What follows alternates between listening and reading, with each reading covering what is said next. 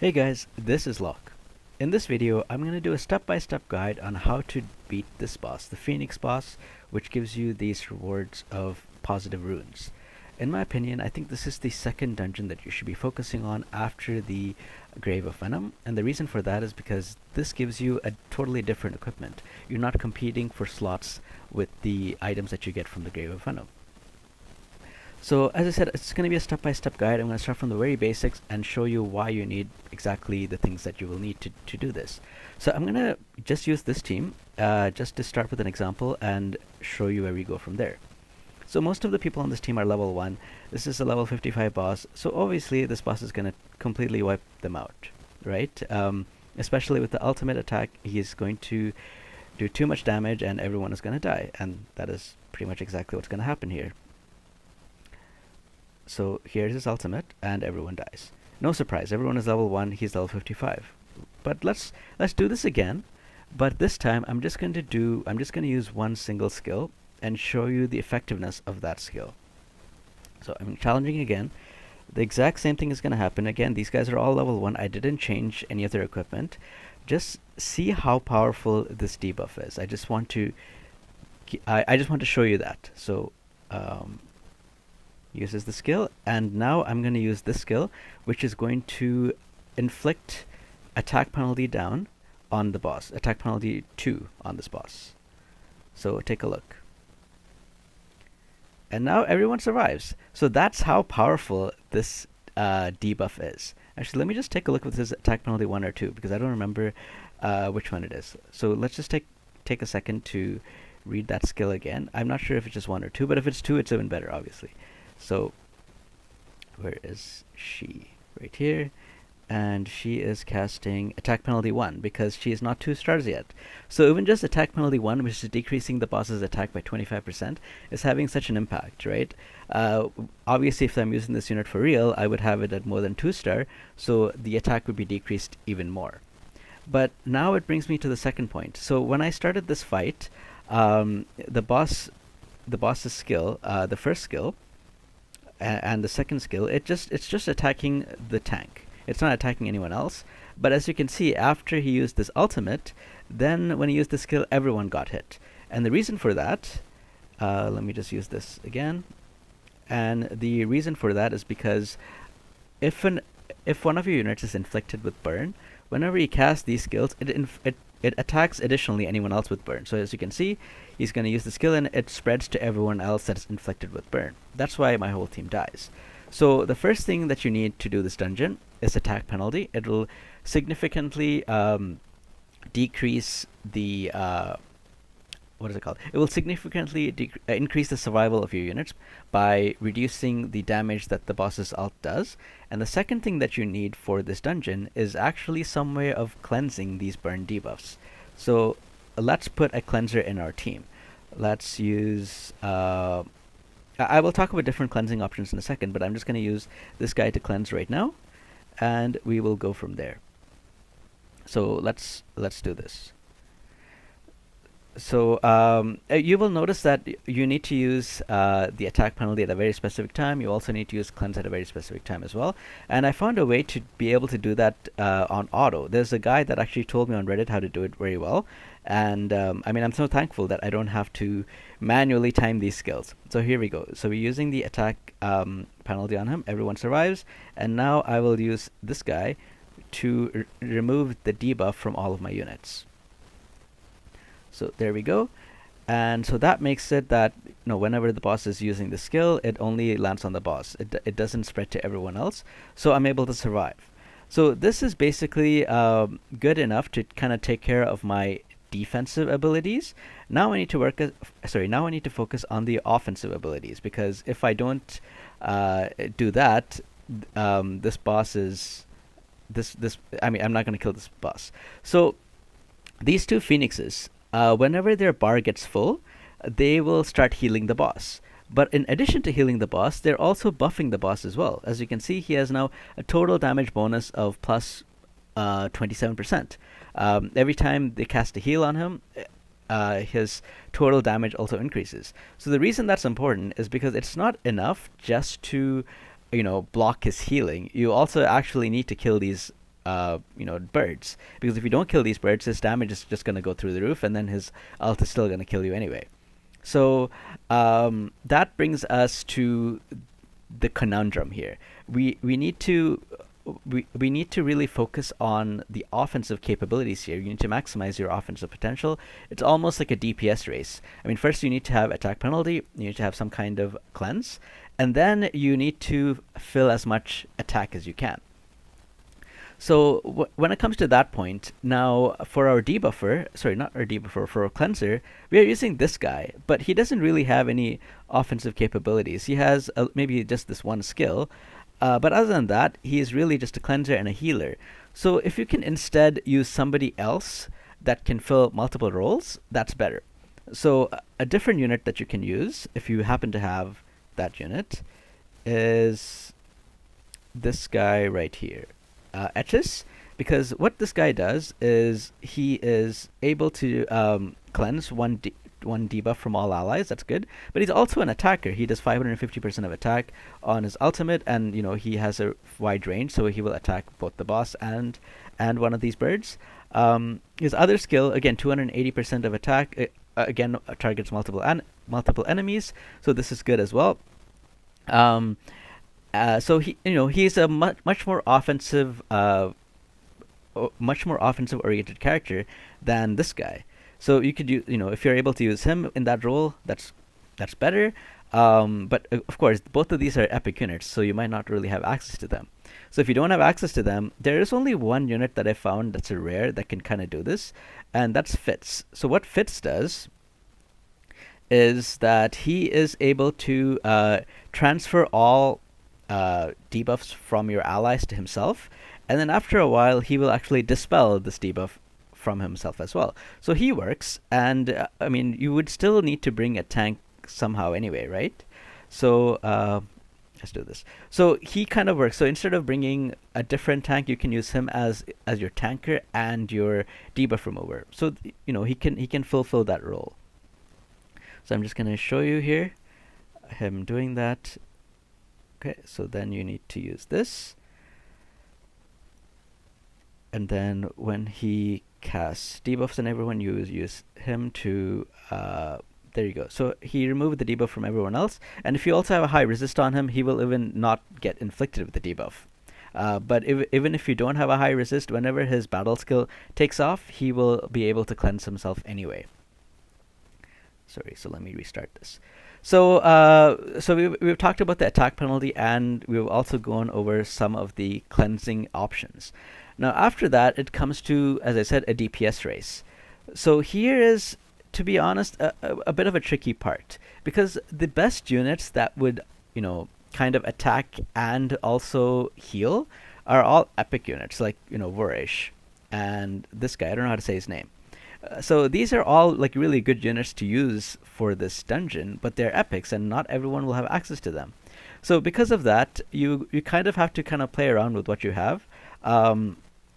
For most people, I would assume that you would probably go with something like, the healer that you have access to, which is, where did she go? All the way at the end, Hexandra. So you would probably go something like this, and then for your other options, you would put as much attack as you can. Like you would maybe you would use, where did she go? The ice rare unit, who does a lot of damage. Oops. Yeah, so you would maybe you would use her and something like this. But there is one option that I found that does do a bit of damage and healing, and that's this girl. I don't know how to say her name. But what her passive does is whenever she's attacking enemies with skills, she also additionally heals. Now, if I look at the cooldowns of these skills, every 24 seconds, she will cast her battle skill twice and her ultimate once. So every 24 seconds, you will get 3 heals from this character, which is, it's not bad. There are better options, but the better options are epics. So if you don't have anyone and you feel that Hexandra just isn't doing enough healing by herself, maybe this is a different option that you can bring. So that's basically all the things that you need. It's better if you have access to better epics. also, instead of bringing, this guy, if you have Catherine could work, and she could again fulfill multiple roles. She's a healer, but she also grants debuff immunity. So if you're bringing her, you could what you would do in this case is right before the boss ults, you would use her, and you would grant debuff immunity to your team. You would also kind of change your layout, so you would do something like this. So that way, Fitz or whoever your tank is will probably be in one of these squares, and in these squares, and maybe this guy will be here, or even something like this. But in that case, whenever she's using her ultimate, everybody in that range will get the debuff immunity. But again, she is an ultimate. You might not have. Sorry, she's not ultimate. She's an epic. You might not have epic characters, so you have to kind of play around with what you have. And if you are using, Hexandra, and I have to go all the way back to find her again. If you are using Hexandra and she is able to take care of all your healing options, then maybe you might want to focus. So you have your debuff, you have your attack penalty, and then for the other two units, you might want to go as offensive as you can. Especially if you're using Usha, which is a frost unit, you might want to bring another frost unit that would kind of capitalize on frost and make sure that you can cast frost often. So if you have this guy, for example, he's a good unit to bring because his basic attacks have a 60% chance of inflicting frost. So I'm assuming with this guy you have a high chance of inflicting frost. Now there's something else I wanted to talk about, and that is the timing of your abilities. Now I said that you have to use your skills at very specific intervals. There is something in this game which I wasn't made aware of until very recently that lets you time your skills. And to do that, you just have to press this button right here, the third button down on the right side. You press this button and then you click save. And once you click save, whatever you want to call it, you can edit the skill's timing. So if you recall, the boss is going to cast his ultimate at 24 seconds. So you want to cast your first attack penalty skill between 18 and 20 seconds. So if you go to edit timing for her, you can cast your first skill at say 19 seconds or say 20 seconds. Maybe 19 seconds is better, so you can get it off as often as possible. So you cast your first skill at 19 seconds, and your attack penalty lasts for 10 seconds. And then the very next time, you want to cast it at the exact same cycle. So the boss's cycle is 24 seconds, and so you want to use this at 24 seconds as well. So now the first cast of the skill will happen on the 19th second, and every other cycle it will happen at the 24-second period. For your debuffer, which I unfortunately got rid of, so I have to do this again. I have to put the debuffer in to show that off. So where is Vyuk? I'm gonna put him in right here. Okay, so yeah. So I'm gonna delete this. How do I delete this? Oh, okay, I'm going to delete this and I'm going to reset it again. So I'm going to save this team and I'm going to edit the skills timing. So this one, the very first time I want it to go off is at 19 seconds. And then after that, I want it to go off every 24 seconds. For him, I need his... I want him to cleanse after the boss casts his ultimate. So the boss casts the ultimate at 24 seconds. So I want him to cleanse the very first time at the 25th second. Right? Because that's 1 second after the boss casts the ultimate. And then after that, I want him to cleanse every 24 seconds as well. So this would look like this. Now, I don't think he's strong enough to actually survive the second ultimate. But this is the idea. So I will save this and I will use it. And let's see how this goes. Continue. So you'll also notice that even the way that it looks, on the right side you can see that there's a hourglass figure next to the auto button. So that shows that these skills have very specific times that they need to use. Like you can see that Ina already has her skill ready to use, but she's not using it yet. And now when the boss has cast his ultimate, now this is when she's going to use her ultimate. And now he's going to inflict everyone with burn, and Vyuk automatically uses this skill to remove burn. So you don't actually have to time your skills anymore. You can set it to work on auto. Okay, and yeah, actually a second cycle can go on because everyone is healing now as well. So their health is back to full, and this will work like clockwork. So she will cast the attack penalty on the boss, and after he does that, now he is going to remove the debuffs from everyone. So you can see that this is working, right? So you don't have to manually play this anymore. This works for anything where you have a long skill rotation. Like for the Grave of Venom, I mean, his skill rotation is 12 seconds, and you can only do this with your ultimate. You can't really time your battle skills. So your ultimates, it's really, really hard to get your ultimate down from like say 20 seconds to 12 seconds. So that's pretty difficult. But with this guy, where your total turn limit is 24 seconds, it's really easy to kind of time this. Now there is a couple of caveats that I have to mention. Because you're on because you're on kind of on the clock, it's a DPS race. One way to increase your time, like the way of getting more damage in, is to bring units that would decrease the boss's ultimate, right? Like instead of 24 seconds, if you can bring that up to 26 seconds, now you have 2 extra seconds to deal as much damage as you can. Especially after you've killed the 2 birds, you want to maximize that time to do as much damage to the boss as possible, right? So if you're bringing the total turn cycle from 24 seconds to 26 seconds, that's obviously going to give you, that's obviously going to help you to, beat this boss better. But if you are extending the total time cycle, right, from 24 seconds to 26 seconds, you also need to now change this as well. And this is going to be, this is really going to have to be done on a case-by-case basis, and you really have to kind of tinker with it yourself to figure out the timings that work. You have to, let me show you when I'm doing this. Flee this battle, yes. I'm going to show you how this looks like on level 9 with my team that I've done. And I had to do this, on a case-by-case basis to figure out exactly the timings that would work. But this is the squad that I'm using. And you can see that when I look at this, like this is the time cycle that works. The total time, what's it called? I've managed to use different units that would extend the cycle from 24 seconds of the boss to 29 seconds. So that's why I have these skills.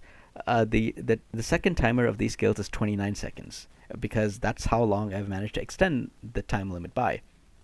And as you can see, like most of the units that I'm using have multiple roles. I don't even have a dedicated healer because these units. Let me just go into them. These units are much better suited to fulfilling multiple roles. They can heal and do. Sorry, they can heal and do damage. So that's really the kind of units that you want to bring. I have one dedicated damage dealer. He's just there, and he does a pretty phenomenal job at doing damage, because although he just does his single target with his normal skills, because of his passive, he's able to target 3 units. So he's pretty phenomenal as a damage dealer. But again, he's a legendary unit. Not a lot of people are going to have access to that. But this is just to show you, how you set this up. And when I started this at 24 seconds, and then I noticed that, hey, that wasn't working. So I had to keep increasing the time limit by 1 second to keep going up. And I found out at 29 seconds, that is when this setup for this specific team works.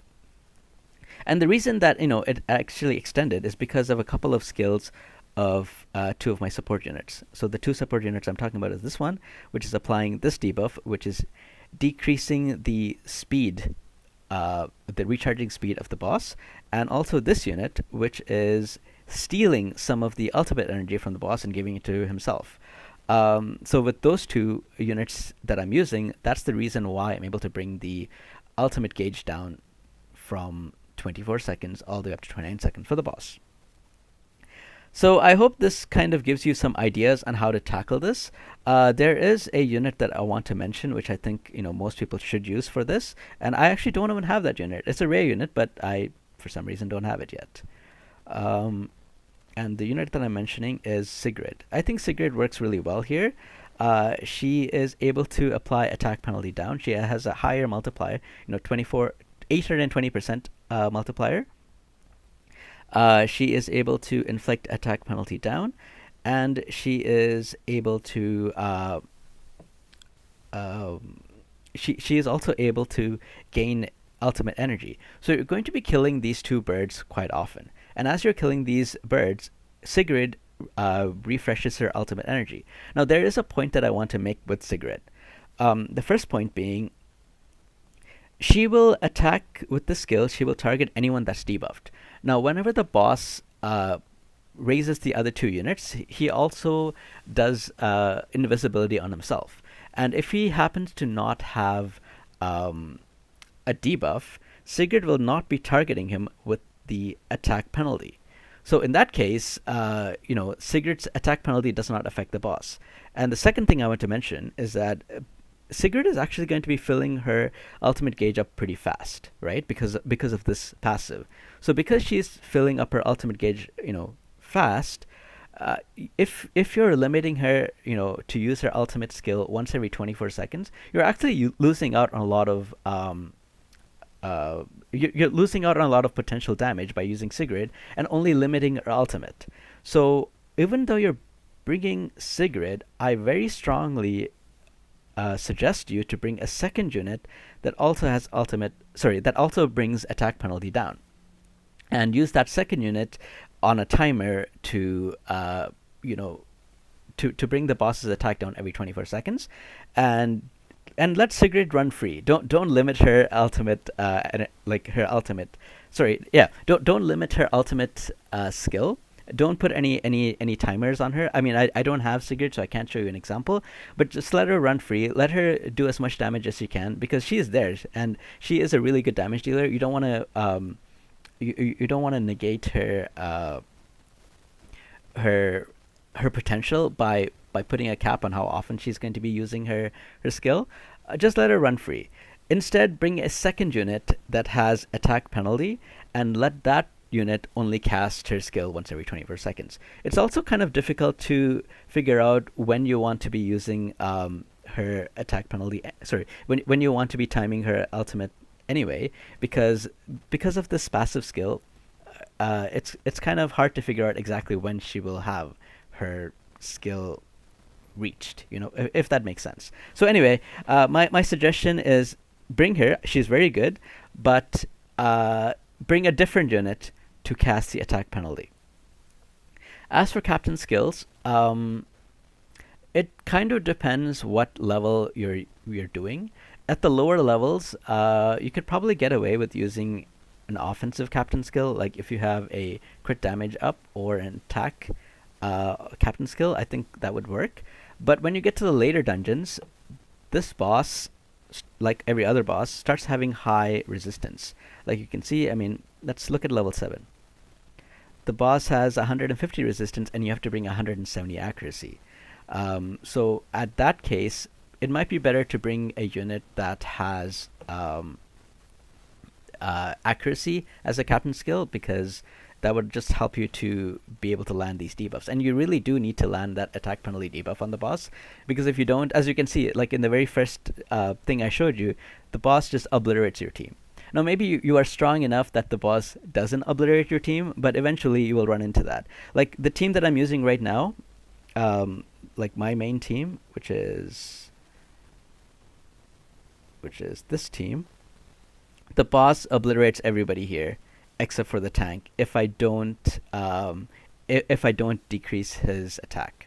So even at level 100, the highest level boss, 170 boss, just does obliterate my team. So at some point, I feel like you will need to bring the attack penalty. Maybe at wherever you're at, maybe you're not strong enough to win the DPS race, so you're fighting a boss that is that you can survive. That's ultimate. You can survive without doing the attack penalty, and that's okay. That's fine. But at some point, when you are starting to do the higher levels, those are the two things that you really need to bring. The first thing is the attack penalty. So you also need to have high enough accuracy to inflict on it 100% of the time.